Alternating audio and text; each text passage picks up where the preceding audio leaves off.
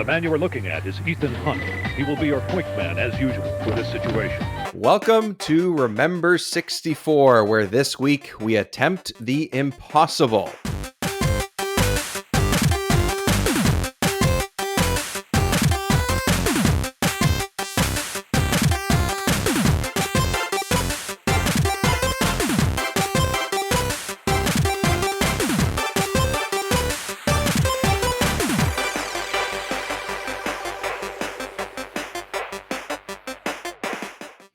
Welcome back to the show, everyone. My name is David Petrangelo. Hi, I'm Ouija. Hi, everyone. Hi. It's me, Ouija. For the third time, we are doing an episode together, and for the second, I guess, official time, we are now co-hosts of this awesome podcast. So, thanks everyone for taking this journey so far with us. And we're going to play, collect, study, discuss everything that goes around the Nintendo 64 and its awesome game library as well. This week, Luigi and I have chosen to accept a mission before it self-destructs within about the next 30 to 40 minutes or so from now. Hopefully we'll be able to get out in time. All right. What are we going to be talking about and discussing, sir? With Mission Impossible 64. Mission Impossible 64, the game that is, we'll get into it, but the game that is very loosely based on the movie that came just a couple years before. Ethan Hunt is featured in it, and I can't find any other... Nothing that we got to, probably. I tried to get as far into this game as I could, and oh boy. Yes, another thing we will have to discuss. Absolutely. You'll hear that in just a couple minutes. So this time, we thought we really wanted to do a couple things different. You know, the show's going to evolve a little bit. Obviously, it already has. Now there's two of us doing it. A couple new segments. We don't have a guest this time, but we will over the next few episodes if you are listening to these in order. But I thought, you know what? Nintendo Power was such a huge part of us growing up. Nintendo Power, Game Pro, all those types of magazines. And, I figured let's look through to see how Nintendo Power talked about a game like Mission Impossible. Yeah, I sometimes I have okay ideas. And this one I just thought I would keep going on. So Nintendo Powers were always like magical. Like I never considered that I could actually have a subscription. That just didn't seem like a possibility for some reason. So whenever like one of them came around and it was useful for like whatever game we were playing, they just seemed like a magical item get, like from any video game. Like, oh, you found the thing in Fallout that gives you more points. Yeah. Or like we were saying before we hit record, the map of the 2D levels, especially that were just stretched across the page and showed you where all the secrets were and all the collectibles and stuff like that. Yeah. That is so invaluable. It's crazy. It's crazy how amazing that was that you could get that. Yeah, and not even, it's not even just a description. Like it was a visual representation and you could follow along with it. And it's just, oh man, that was Nintendo Power at its best. Yeah. At its worst, sometimes it was just a PR machine. So, it was here to sell video games. Yeah, that's really what it was. And I pulled up the Nintendo Power for July of 1998 when this game was out. Okay. And they had a small little section on it. The front of the cover was a WCW game. I think it was the Backstage Assault one, which is a cool game. And we will get to wrestling games for sure. But Mission Impossible, it was kind of buried in the pages. It was down to page 50 something, I believe, in issue 110, July. And you said this was like the month the game came out. Like, yes, that's why I was very surprised. Yeah. Basically, what they did here in Nintendo Power 110 on page 52, it looks like. Yes, page 52. The good old 52. We all know that page. They say that they're going to give you some hints, but then you'll see as I read this, they decided to not do that. But the teaser at the front of the table of contents said, turn to page 52 for hints. So but then here it is. Gail Tilden kind of got in the way. Yeah. Here it is. It's here at last. Infogram's Mission Impossible places you in the role of a super agent, Ethan Hunt, for 23 stages, sounds like a lot, of covert intrigue. This N64 thriller includes some of the action feel that made GoldenEye 007 a hit. Interesting wording there, I would say. Okay. Along with challenge logic puzzles, feats of skill, and linking cinema scenes. Since so much of the game involves puzzle solving, we felt it was important to limit our coverage to key tips. Okay. This issue of Nintendo Power will self-destruct in 15 seconds. Yeah, don't turn to the last page too Yeah, quickly. Don't go to page 52. Read that page last. Page 53 has the explosive gum. Yeah. Oh, Don't press it Yeah. together too much. Yeah. So they definitely limited these tips that they teased that they were going to talk about, because basically all they did was do the short description of all of the missions, or at least a handful of the missions, and then the objectives, which in this game, if you haven't played it, all you need to do is press start and you can read that yourself. yeah. So, and there's like a small little screenshot beside each one that doesn't really tell you much. So for example, the very first mission has Ethan Hunt looking at a security guard, I think it is, and it says, "Look for an important person, not a guard, using the face mask tool." That's it. Okay. That's all it tells you. I mean, it's something. Cool. So do they describe each level, or It's just words and a couple of square screenshots on a couple pages, and then they move on to the next game. And that's pretty much because it. as we'll find out, each level it's very large. They are large. So a quick summary of each area isn't really helpful. No, there's one map for the KGB headquarters. I'm not sure if you made it to that one, but it's actually one of the smallest levels. Yeah. And they well, have- hey, it fit. It fit on the I'll page. show it to the screen, but it has one of the. No one can see this as we record it, but that's it. It's just basically Thanks, guys. a blueprint outline with just the name of each room, and that's it. Doesn't say where you start, doesn't say where the exit is. It just shows that, and that's it. So that's our little Nintendo Power time. We're going to do versions of that as the show goes on, but I thought it was a little funny that, yes, it was released this month, and that was kind of the limited coverage they gave it, which is unfortunate.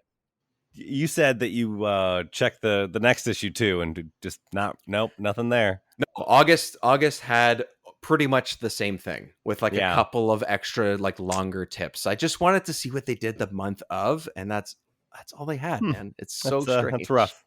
I feel bad. I feel bad for the poor Well, game. the Nintendo Power segment will only be as good as Nintendo Power allows it to be. So look forward to it next episode. Exactly. Looking forward to the next level. Exactly. Okay, so I just want to remind people that every once in a while on social media, I'll put out something called the Nerd Question of the Day. I thought it was a fun way to kind of get people involved and give us sort of a couple of answers. I'm just going to tease that right now. We're going to do a couple of answers at the end of the show, so stay tuned for some of those. The question this time was, what is the best game based on a movie? Somewhat similar to what Mission Impossible was. So we got a couple of fun answers there. There's tons of answers. I didn't want to limit it to just retro games or anything. I figured just name anything, because there's so many out there. So I thought we'd give that a shot. So stay tuned. We'll have a couple of answers of that. And before we get into the game, one more thing, sir. As we always do, let's bust out the history books. It's time to go back to July of 1998. I'm learning. Okay, July 2nd. Harry Potter and the Chamber of Secrets, which is the second book in the series, is officially published in the UK. Okay. So, are you a Harry Potter guy? I've seen the movies. See, I have read the first book. I have seen the first movie multiple times. Yeah. And that's it. Okay. It's fine.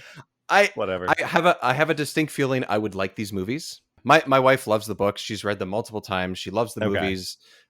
So at some point, I want to. She's seen all the Star Wars and experienced everything Star Wars that I have since we've been together in the last 15 years. I think it's only fair that I experience Harry Potter as well. Yeah, I think you're due on that one. I think. It's been a little while. Yeah, probably time. Yeah. All right, July 17th, 1998. The Mask of Zorro is released in theaters. Ooh, that was a big deal. I saw that movie in theaters. I think That was fun. I think I saw it in theaters. I might have been just old enough to be able to go. I might have seen Um, that twice in yeah. theaters. It's a heck of a movie. It's super fun. Yeah. That was a good. Yeah, that was pretty. I liked that movie. I remember Yeah. really, really being into that movie. So, And finally, July 24th, 1998, Saving Private Ryan hits theaters. ooh, okay, So talk about different movies, but also yeah, that's a huge movie. that is a big deal movie. Yeah. They let that one go on TV once a year in my country, which is a big deal because can't put the too bad stuff on network television, but yeah, they're like it's important. That opening half hour, that opening section of the movie is some of the best filmmaking for any kind of movie like that. So I thought I had to mention it because it is one of the biggest movies of the last 25 years, I would say. It's a good gotta movie. be. It's heavy stuff. Yeah, it's heavy stuff. Exactly. It's hard to sort of cover when we're trying to have fun with Mission Impossible video games. I mean, yeah. There's a lot going on in that movie. It's good though. Yes, but it's good. Yeah. Exactly. All right, sir. Let's put away the history books a little bit. Let's talk about the game itself. Good morning, Mr. Hunt. It seems that your old friend Basil Prokosh has gone active again. We have information that he is in possession of 5 nuclear detonators, and that he's found a buyer in a country rife with terrorist activity. We do have a little more history books, I guess. We'll keep the Wayback Machine as we talk a little bit about Ocean Software, because I did not know they were involved in this game until going to play it, and I sent you a message being like, yes, my old nemesis, I see you again here. You have returned. Yes. The Ocean Software is pretty. I don't want to call them infamous, but kind of a license house. They had a bunch of studios that they would publish their games, usually using their licenses or porting arcade games, which is basically licensing an arcade game for a home console or ZX Spectrum or whatever. They originate in England in the 80s, so you know what that means. Oh, in the 80s? No, I don't. What does that mean? Just lots of isometric games. Just 80s British game development, a lot of isometric games. Right. Which when you sent me, I didn't realize this was Ocean. I was like, well, yeah, honestly, I associate them with that too, like automatically, like regardless of when they established or whatever. When I see that logo or hear that name or see it on a box art, like 100%, that's what I'm thinking too. Like, you're not wrong. So, also a little opaque, tough to really parse what you're supposed to be doing a lot of the time. Another thing I equate with Ocean games. This one a little bit like that, but we'll get into it. I was surprised with some of this game, but we could talk about a lot of the history of Ocean. But around this time, they had just gotten acquired themselves by Infogrames. It was kind of like who's kind of like OceanSoft, but one step above them on the food chain, and so they kind of got acquired gobbled up them one step up. in the same way. So. But I guess this was being developed for PC at the time. Oh, I missed that part. Oh, interesting. Okay. I could see that. I mean, I could look at some screenshots or quick video of this and be like, oh, this feels like a third person, or if they turned it to first person, let's say, like, I could see this being on a PC around that time. That it about fits the look and feel of it. Yeah. Okay. Yeah. Yeah, it sounded like it was starting to sound pretty cool what they wanted to do with it. But it had just been stuck in development hell for way too long. And when Infogrames came in, they put a new team on it, tasked them with getting it into a playable, shippable state, get it out the door. And the platform was changed as well. And there was a new target platform. A new target platform was set. The 64DD. Yes. All right. That is one of the first times we're talking about this peripheral, I guess you could call it, or add-on, or expansion drive, like tower. tower. piece. Yeah. Yeah, very Sega tower piece. I mean, it would have put games on a floppy, basically. That was Yeah. a disk drive, but Yeah. So the 64DD was a way to expand what the console could do, I guess, or fit larger games that could do more. It more was memory. more memory, basically, is what it was. But it never came to pass. It Nope. never. And they were really banking on it, I think, in this game. It sounded like there's some cool ideas they wanted to have it so you could face shift with anyone in the game as opposed to just specific people. Right. But that would have meant you'd have to plan out every single scenario, like just the manpower to diagram all of that out, let alone write all that code. In a game that did not have much space to begin with. It's like, yeah, maybe we shouldn't waste and a it. decently sized game, like it's not a tiny game whatsoever. It's not very simple.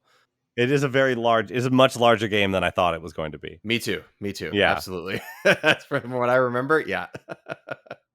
But yeah, based on that, it sounds like they're going for, a Hitman style game before Hitman.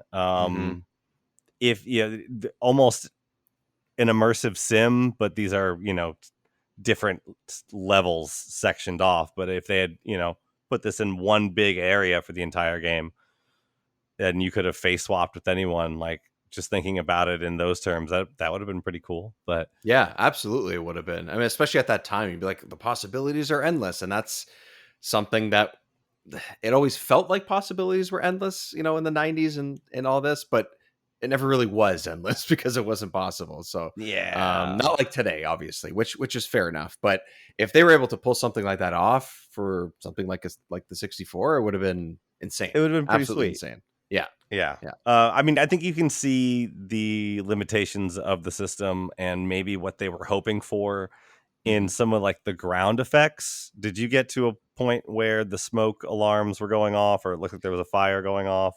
Yes. Yeah. It was like a fake. You have to place stuff in the vents for a fake fire. Mm-hmm. Yeah. And when that scenario finally comes to pass, the ground looks really awful. And it's because the 64 could do very detailed textures, but it couldn't do many of them, and you had to like stretch them over vast distances in order to make it functional in any way. Yeah, and so you can just see like the limitations of like, well, that's gonna have to look like that because we were hoping for more power, maybe, or something along those lines. Yeah, exactly. Because basically, if anyone hasn't played, I think it is the third level or stage, whatever you want to call it. Maybe I think it's the third one. Maybe it's the second. You basically get these little devices that you put around in vents that are on the floor as you are undercover as a server. And then later on in the level, those get activated, I guess off site or just outside. Or, I don't know. I can't remember. Someone else activates them, and it's like a fake fire. So it gets all the firemen to come out, whatever. Yeah. And, and the game also has, this is again, the memory problem and all that and everything wanted to do with the game, like you're describing. And like the game chugs along a little bit here and there, I think, like, because there's a lot going on. It's like the whole floor is moving. Mm-hmm. And that's understandably hard to pull off. And there are a lot of NPCs moving around, and they are on paths. Yeah. And there are I did not get past that area, so I tried so hard. I tried so hard to get to, like as far into this game as I could, but the guards kept just popping out of the corners and taking me out. There were so many of them. There's so many in that spot. Yeah. And I got to the point where I got to the bathroom, but I died in the bathroom waiting for or trying to meet up with I'm getting way ahead of the game, but no, that's fine. It's fair enough. But yeah, trying to wait up for my new disguise, basically. Yes, exactly. So it's interesting because you wrote down here that it sort of seems like they really wanted to pull off, like, if anyone wants to think of something that's more recent, that's a big, great game, it feels like they were going for Hitman. That's what Yeah, it seems yeah. like they were going for. Which only came out a couple years later. So Yeah. So they were just before that. Yeah. So similar, great minds think alike kind of idea, I guess, like with these guys and what Hitman did. But they just were limited, and it's unfortunate. Mhm. I think it's unfortunate. should have stuck with the PC, but they needed to Should've stuck sell with PC. something. I mean, because Infogrames was the one that made the decision of, I don't know, man. Let's kick this out the door. So who knows why Yeah, this no kidding, right? 64 was made. Yeah. All right. So all of this overall, though, the game actually did not too bad. It sold just over 1.2 million copies worldwide. Not amazing, not bad, but you slap a Mission Impossible name on it, you look like a Mhm. cool sort of puzzle actiony third person thing. Yeah, I mean, it got me to rent this game a few times when I was younger. I know that. That's how I experienced it. I never owned it and played, for days and days and days at a time. But yeah, I'd pick it up on a Friday night and I'd play it for the weekend. Yeah. Which I think this game is it's better if you'd owned this game and spent a lot of time with it, because I get the feeling that it's a lot cooler when you know how to all the little secret things you could possibly be doing. I don't know. It's pretty straightforward. They basically tell you where to go from point to point to point. So Yeah. But you really have to. I guess we could just get into it, how it all starts and everything. yeah. Essentially, overall, I was actually impressed with the presentation of this game, even though it does have some trouble keeping up at points, like we just mentioned and stuff, like Mhm. performance wise. But as far as like it starts the game with, like, just like I said with the Nintendo Power description, there's like cinematic scenes. They try to make this game very cinematic. This is a dense game. There is dialogue. There is there's a lot more going on here than I thought at first. Yeah. I don't remember any of the voice acting, any of these cutscenes. Mhm. I mean, we can call them cutscenes because they are fully voice acted. Yeah, this is a fully scripted game. You are working together with, you're on like the radio with your team, Mhm. meeting up with them, stealing stuff and giving it to them on site, Yep. splitting up, getting back together. Yeah, it's cool. I'm kind of into it. Right? I'm sitting there doing the first couple missions going like, oh man, yeah, they went for it. This is sweet. Even though it's not perfect, this is sweet. Oh, it controls like crap. That's garbage. Oh, dude. Okay. So on the previous level, if you have heard us talk about Wayne Gretzky's 3D Hockey and 3D Hockey 98, we talked about the controls and changing controls and making it to how you want to play the game and stuff. And with this, I didn't mess around with changing controls. I actually don't even know if you can, but I can't wrap my head around some of the decisions they made with these buttons. I just do not understand what they were doing. Like, it's like just down C brings up a secondary, like an item wheel. Yeah, Which once I got used to it, made sense because it's right there. It's right next to the A and B buttons. I was like, okay, that's fine. And then you just keep pressing it to scroll through stuff. But it has this very Ocarina of Time, Majora's Mask thing. Well, more Majora's Mask thing where like you walk up to someone and they're like, put the thing that you want to put on to C and then give it to them with C kind of thing to it. Yeah. Your Ethan Hunt doesn't just give them the key card or whatever, or Right. You can't just go up to the door, or at least some of the doors. You can't just go up to some of the doors and just open it because you have the key card. You have to select the key card, but while you're standing in front of that door, if you're standing in front of the door, maybe off to the side, you might need, and Ethan will say to himself, it seems like the key card doesn't work on the door. Maybe I should use it on the door control panel. Like, thanks, Ethan. Maybe I'm standing 5 feet too far to the right. 5 feet. It's like less than 2 sometimes. Oh my goodness, Ethan, just put the card in the door. Like, let's go. Come on. I think part of the struggle for me is when it's third person. I prefer third person action games. I think we talked about this when we talked about Shadows of the Empire. Like, I do like seeing the character and the environment Right. a little more. So I do like that. But there's a lot of tight spaces in this game, and the camera controls are a problem. Like Yeah. you cannot, Why are they a problem, David? because you can't see anything around you, even though it's third person. Like I don't understand how you're supposed to. Did you find the camera controls? I mean, I sort of did. They're on the plus pad. Yeah, but You have to reach over with the other hand to mess with the camera.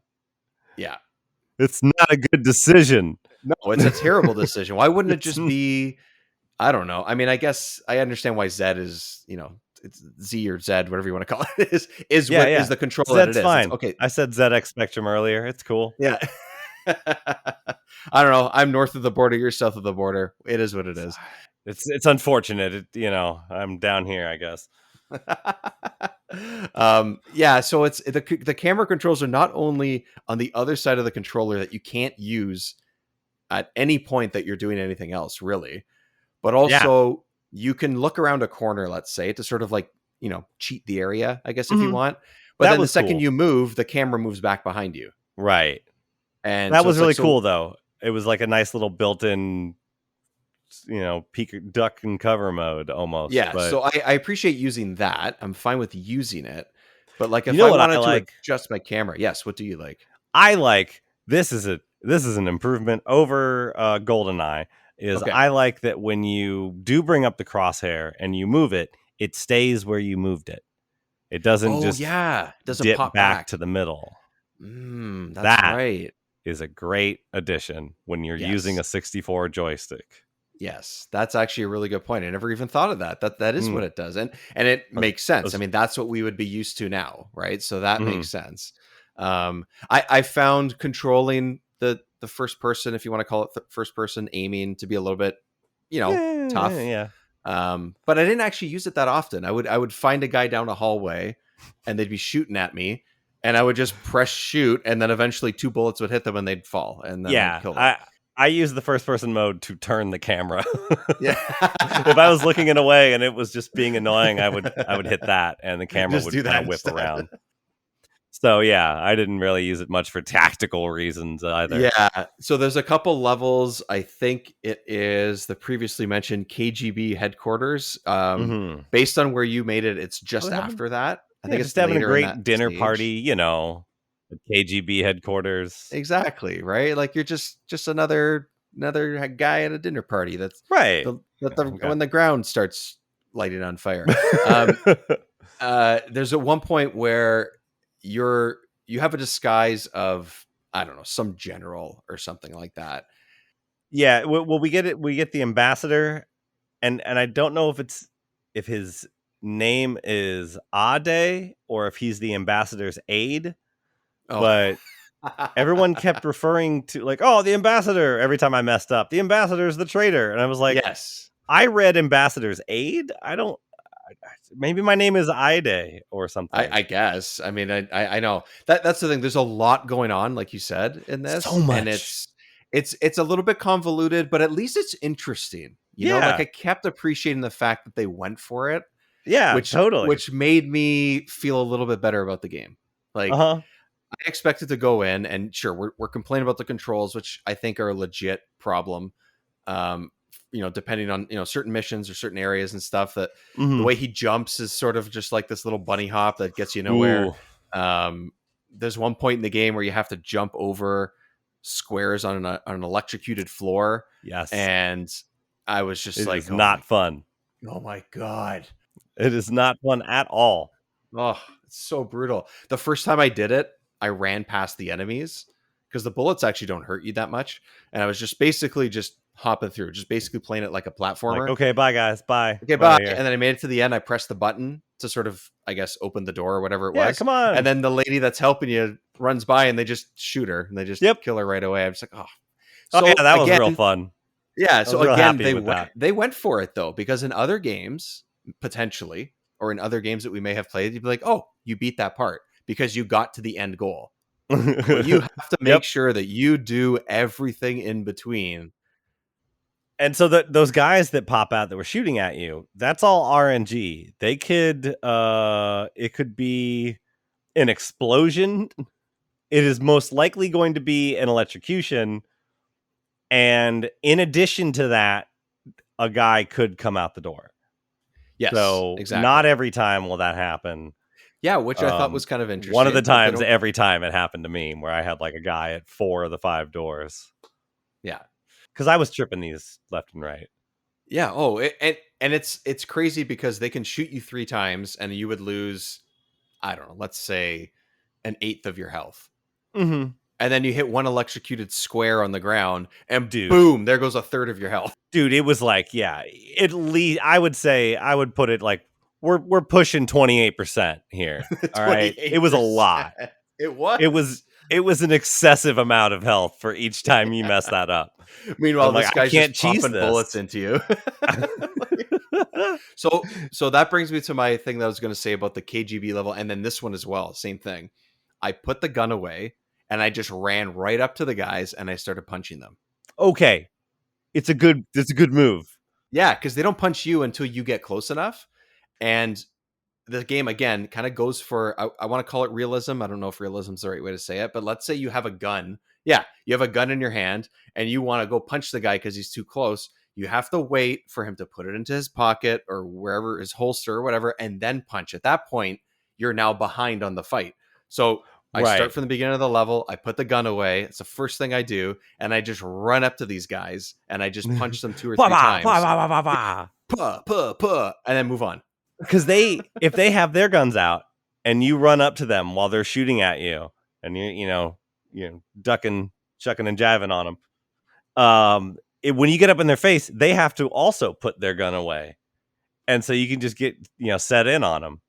Yeah. So that KGB area is like this big square. This is, I think, just after that electrical floor level or just after it. It's a big square with one hallway in between. Yes, It's like it's the one that has like the hidden office with the cameras and stuff. That one, and then like suddenly guys with fire extinguishers or firing fire extinguishers at you, and that's stronger than a bullet. I don't know. right, of course. Well, I mean, that Soviet fire extinguisher technology they were famous for. I mean, if anyone's going to have a strong fire extinguisher, Right. it's got to be. I mean, that. It's probably actually not what puts out fires. It's actually just snow from Siberia, yeah, just shot out through a cannon. it That's doesn't probably all it doesn't is. put fires out. It just kills you.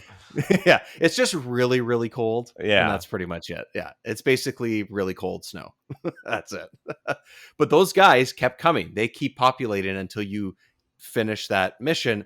I ran around with no gun. I picked up all their ammo, so I had a poop ton of ammo for the next level. And I just kept punching them all, and I just cheesed the level. And it took a little longer, but I was just like, puh, puh, puh, puh, puh. And Whatever. This is more fun. it is actually kind of fun. And I had enough health that even though they shot me a couple times each, never mind one guy, but each they shot me, I was actually fine and I got out of there.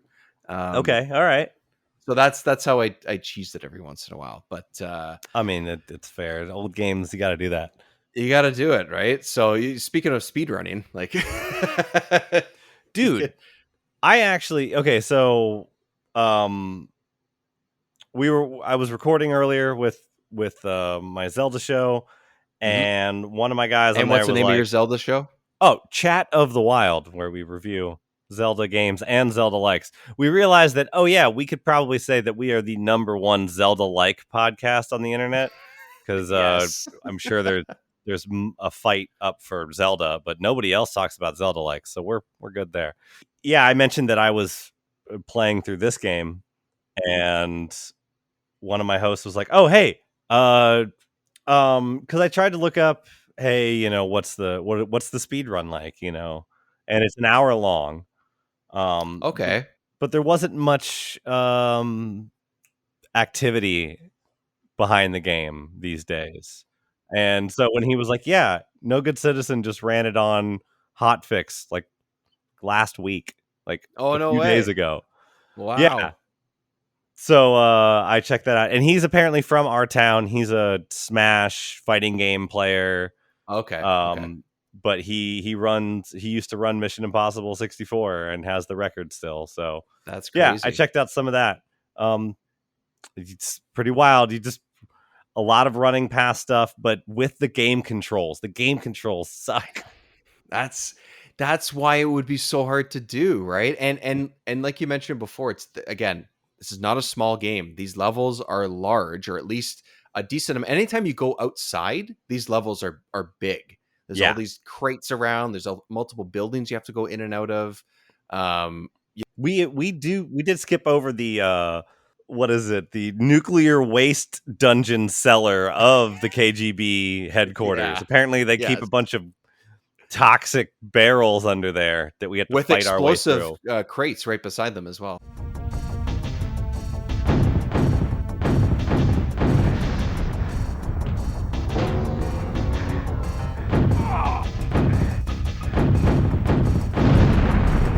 Got it.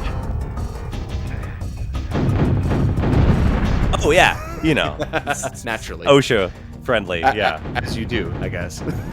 I mean, we don't have our own toxic basement. Maybe that's what we would do as well if we did. Maybe I don't know. Maybe there's one at the CIA. Who knows? Yeah, we don't know, right? We don't know. I mean, at least I'm saying I don't know. I don't know. This could be you're right. This could be standard protocol for all I know. You clearly seem to know, so I won't ask. I cannot confirm or deny right necessarily, but clearly deny also cannot confirm. David Rumsfeld, yes. Yeah. You mentioned that 1 hour time frame. Again, because these levels are so big, because the controls are really janky a lot of the time, there's a lot of repetition in this. Mm-hmm. So to actually do something like a speed run, or honestly just to get through each level, goes back to one of the first things that you said when we got into it, is that renting this game is not really the best way to go about it at the time, because it takes repetition to know where to go and get yourself through the level smoothly without being almost dead, and without having a guard catch you, and without having to be arrested or whatever you want to call it. And I guess that's the puzzle like element, right? I guess that's what that is. It's kind of a massive game. Mm-hmm. They tell you where to go. They tell you you have a mini map with dots on it. They don't necessarily yell at you like, why haven't you gone here yet? That's true. But you run around the one I was doing was where we had to change out of our ambassador clothes into our general clothes, so we look like General Ormov. Right. And so that one, there was one thing I didn't find, or I hadn't picked up, and it was on the table in the room where they were keeping our friend in her cell initially. Yes. Okay. Yeah. So I did a lot of running around the level,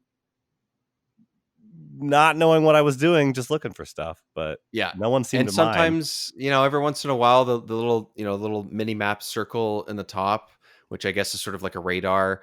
Every once in a while that helps you. It says like red is usually this, green is usually that. Yeah, white not everything's on that, there, but not everything's on there. Exactly. Like one of those things in that exact level, I think it's I want to say it's the face swapper thing, but I can't remember. Oh yeah. It's like one of the items is just like in a closet. It's like in a but they don't tell you look for it in the closet. Yeah. Which is okay. I guess he says I put the face swapper in the hallway, and I was like, okay, I'll look for that hallway. Yeah, and then everything's a hallway. Yeah, but then the next area was the hallway, and I was like, wait, is the face swapper in here? I already did that. I know. I found it. It was literally the first room that I walked in. I was like, oh, I found it. Okay. Oh, hey, look. But again, then I'll die. And the dude's face. Yeah, and then I'll die, and then I'll be like, okay, well now I know where that is, and then I'll do two more things, and then I'll die, and then I'll go and do the next. So I guess nice that's in that way. Yeah, and you know what? And it's a pretty some of those levels are small enough that you can remember where everything is and where to go, even if you don't write it down or anything like that, right? But some of the larger levels, then it just gets tedious, because now you are I got to, I think, the 5th or 6th one. Again, you're outside again in Russia, and it's snowing just like the first level, and even the first level itself honestly was one of the more frustrating ones. Did you do the wire foo stuff? I did. I got to that part. Oh my god, I'm so jealous. Okay, tell me everything. Tell me everything. because I died right before, I think it's you get to an interrogation scene and you use the gum to like blow up the interrogation and then you have room to. or something That's like actually a that. very long level because Yeah. you have to escape through the whole station and whatever. And that was actually one of the tougher ones. It took a little while. I actually really enjoyed that one because um, there's a lot of different stuff that you had to do. Like you have to spray the cameras Uh-huh. and things like that, which is kind There's of a lot of a stuff like that in lot this of game. cool It's stuff. cool. Of course, I love how you pick it up and he sprays it and it's blue and he's like, blue, my favorite color or something like that. Oh, A touch of Ethan. blue, a touch of blue. And it's like a voiceover too, which is funny. It's not written text. He just says a touch of blue. It's great. Okay, yeah. So you get to that. I think it's either the next stage or 2 stages after that. Mhm. Okay. So you're not too far. And thankfully, the controls aren't as much of a struggle as they are when you're playing the other parts of the game, which is Okay. nice. Is it kind of like a quick time event setup? Like you're moving into position or you're just dodging? You're pretty much just Stuff. dodging Okay. lasers that are kind of coming across. Yeah. Okay. So there's Okay. no button prompts to kind of say like you need to go this way, you need to go that way. Like you just Okay. have to sort of go down, up, down. Like you're sort of just repelling up and down kind of Okay. idea.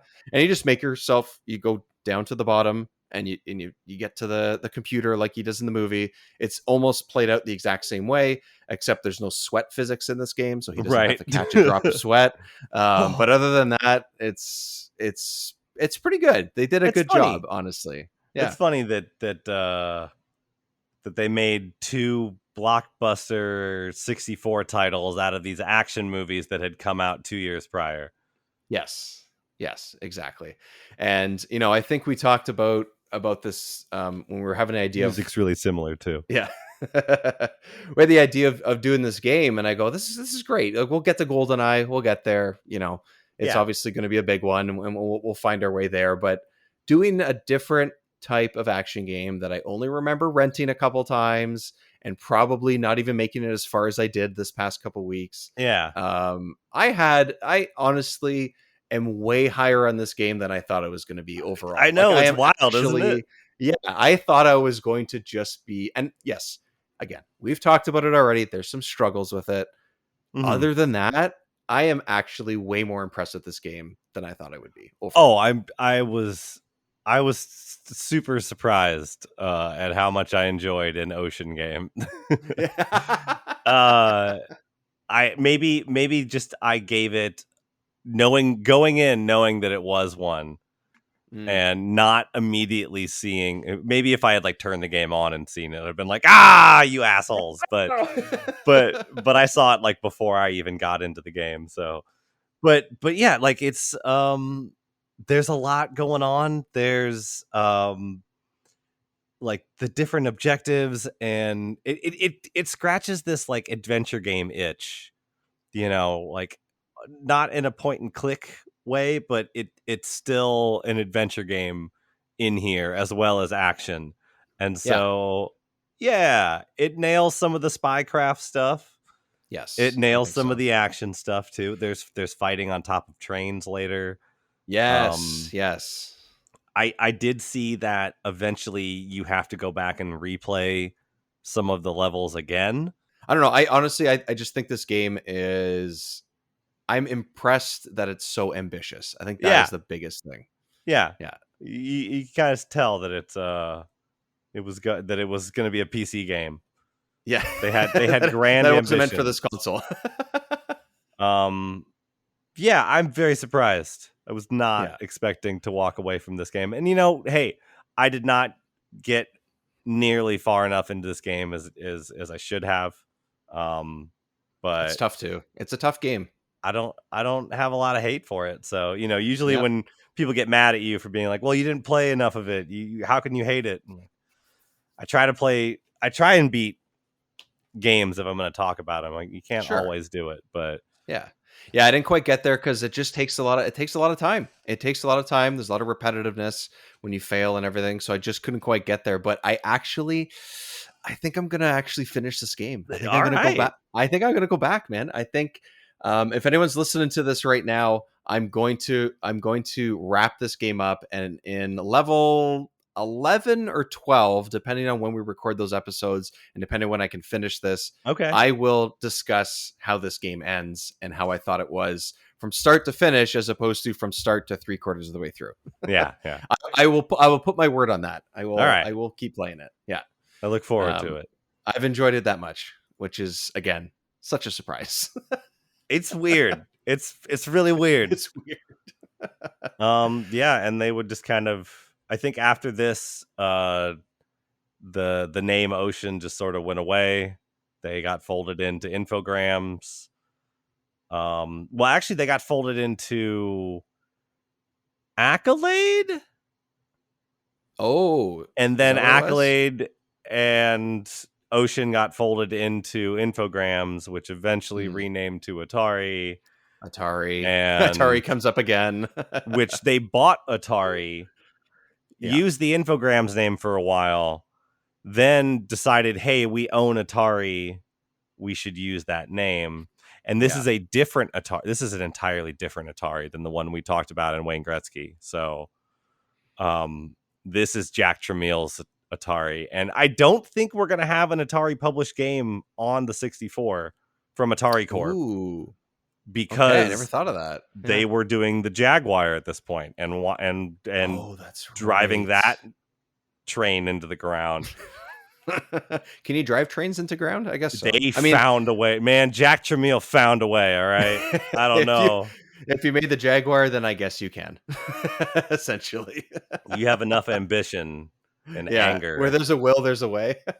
Revenge will drive you to do crazy things, including drive trains into ground.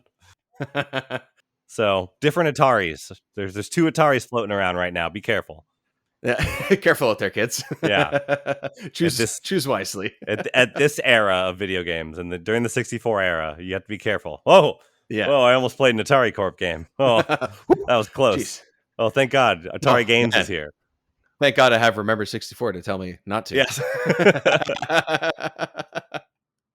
All right. So if anyone hasn't checked this out and has a chance to check out Mission Impossible, I think we recommend it. It's not going to be a perfect experience, but I think honestly, I think after you get past that first level, which I think is one of the weakest ones. It's not one of the weakest me. ones, but it is very much tutorial. It's really Short. low key, short, Yeah. bare bones. You can fail it a lot. I didn't understand that I was supposed to go drop a mine on a boat at first. No, me neither. I got caught. Yeah, I got caught multiple times doing that. But it was both a good and bad intro to the game, because when I got to the next area, I was like, oh my God, there's like 8 sections in this level. Yeah. But I think it improves. I guess my point is that I think it improves after that first one. So if it feels a little bit slow, or it doesn't feel like your kind of thing, play the first couple and go with it. And if it's not your cup of tea, it's not your cup of tea. That's totally fine, obviously. So, but I think we were both impressed and are happy that we were able to get to the MI 64.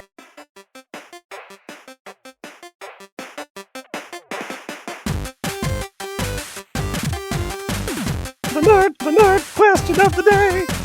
The nerd question of the day. All right, amazing intro to the answers for the nerd question of the day. We are now going to have that as a bumper every single time. It's a guarantee. It's just going to happen now. Okay, some of the answers that you guys gave us on social media, I love. RoboCop, the old RoboCop game from NES, was pretty good. I remember it being very difficult. From what I remember, one of my friends' older brothers had it. I played a lot of RoboCop 2. Oh, RoboCop 2. Which I don't know if it was good or if I just told myself it was good because I had it and I played a lot. But I remembered it being okay. Yeah, exactly. Alien Isolation, which is sort of loosely based on the Alien movies and stuff. That game, I don't know if you've played that game. It is great. I've watched the Team 4-star Krillin voice actor play through that game. Nice.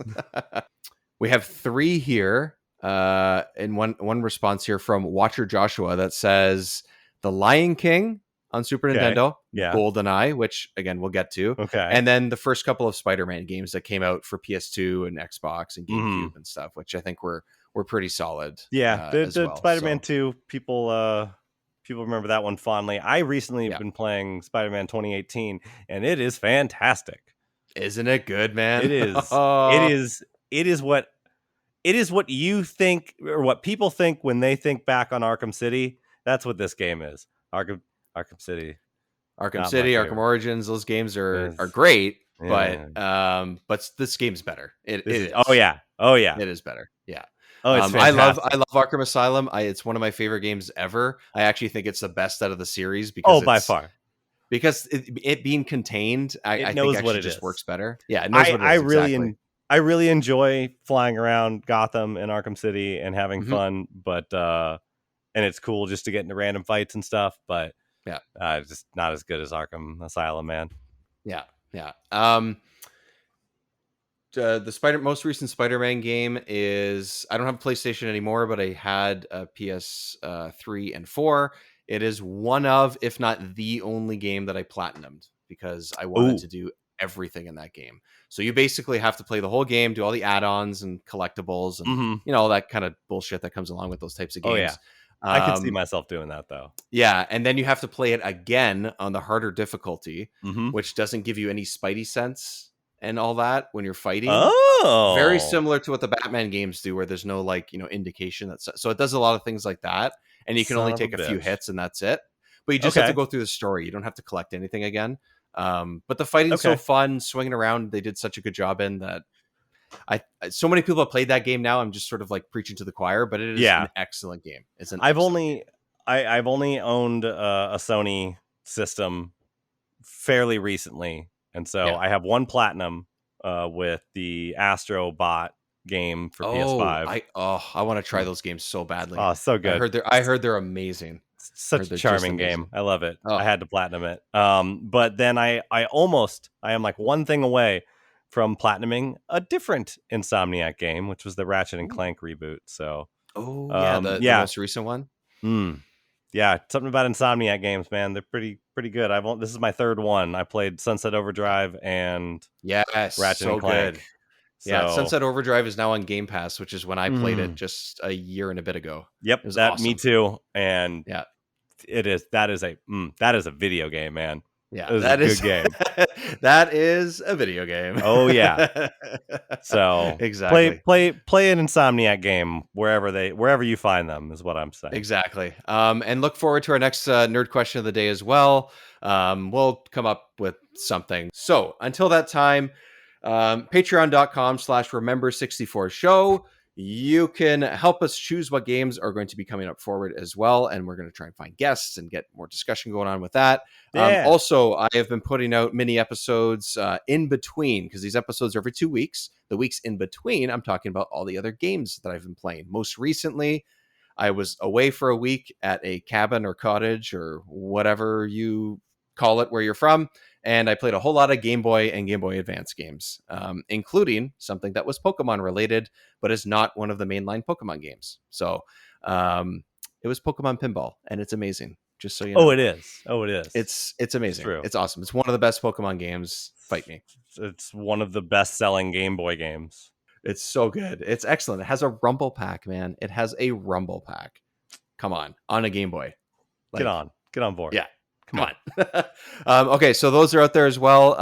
As little as $1 a month, that's all it is. So we'll keep expanding the show. Let us know what you think as well, whether you're a patron or not. Let us know what you think of the show. If you want us to add anything, take anything away, change certain segments, anything like that. We're always open for some Hosts, opinions and everything. Whatever. Get rid of Hosts me. or two, a host or two replacement, somewhere in there. It was fun. This was we'll fun. Take it all. It's I'm all. glad we did it. It was fun while it lasted. You know Right. what? At least we got to do a mission that was not impossible. It wasn't. It was possible. I didn't. I played on possible mode. It's a good game, everyone. Go back and play it. Suffer through some of the controls and early stuff. After that, Mission Impossible is a good N64 game. Also, you can find us at Remember64 Show, where all the cool kids are, on Twitter, Twitch, Instagram, and even TikTok. Every once in a while, I decide to do some fun, stupid, goofy stuff. So you can find that there. Do the 64 dance. Do the 64 dance. Ooh, I'll come up with a 64 dance. Let's There you do go. that. We should do that for next time.